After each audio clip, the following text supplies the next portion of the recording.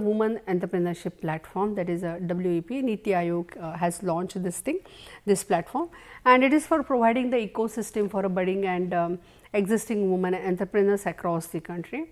SIDBI is partner with NITI Aayog, and here kind of 3 pillars means this WEP, if you are thinking about that particular scheme, the 3 pillars whatever are clarified by NITI Aayog and SIDBI are like Ichha Shakti, then Gyaan Shakti, and then the Karma Shakti. So, they are saying that yes, 3, and obviously means any entrepreneur, if you see, we are well aware about these terminologies or words.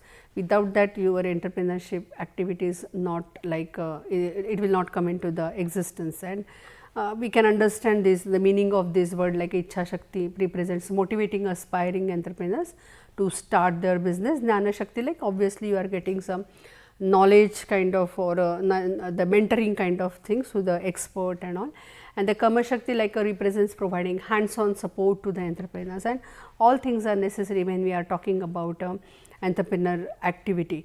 And yes, this platform will help to give that kind of support to women, and that platform will help to motivate the woman to do the entrepreneurial activity. Now,